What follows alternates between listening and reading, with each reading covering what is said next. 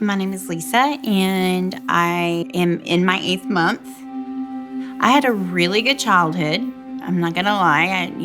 Good mom and dad. My dad worked hard for us. He worked 3 jobs. My mom was a stay-at-home mom, and she took care of us. And I don't know what happened in my 20s, but I got addicted to alcohol. I've been addicted to alcohol and pills for over 20 years now.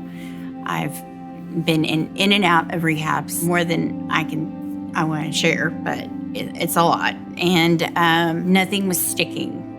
I continued to go in and out and kind of destroy my family. My husband didn't know what to do. It may have looked like we were happy in pictures and Facebook and stuff like that, but behind the scenes, my husband was just trying to make peace. Let's not address the elephant in the room. You know what's happening. I've lost over 5 babies, and this last one was it was hard because I was further along. That kind of drove me to the edge. I ended up getting another DWI. I had to be in jail, while he was being cremated. My family wouldn't get me out this time. They said no. It probably was the best thing that's ever happened to me. Because if I would have got out, I probably would have been doing it again, maybe even killing somebody. I had to go through withdrawals and postpartum all in the same boat. And they really don't care about you in jail or prison, so there's no good support there. My mom wouldn't talk to me, but my daughter refused to talk to me. She was done because she has seen this over and over again, and promises broken. I was at my lowest. I would never think, as a little girl growing up, that I would go to prison. I just never thought that. I think when it really hit me is when I went before the judge and they said, okay, it's 5 years. And I turned to God while I was in prison. I'd write little notes, please let me hear from my family.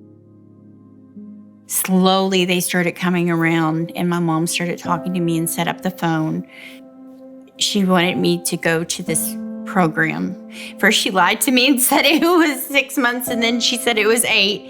And then she said, then I got the brochure and I saw it was a year, and I was like, no. And I continued to, just debate it, and I cried with her on the phone, and she was like, I just want you to get this. I just want you to get this. Finally, I said, okay, I wanted to be a good mom. I wanted to be a good wife. I wanted a new start. I applied for Sanctified Hope. I got in. I only attended for a month just to please my family. And I ended up staying and finding these women that I have gotten to know and love and are my best friends. Who'd have thought? These women have scars just like I do. Some of them have, horrible childhoods growing up. Our stories aren't all the same, but God is working in our lives, and it's restoration of trying to rebuild who you were from the ashes, who you need to be. I know that God is in me and He's in my heart. And finally, when I started fighting it, that's when I really saw that He was working in me, when I finally gave it to God. I have a car now. I have a job. I have my own bank account.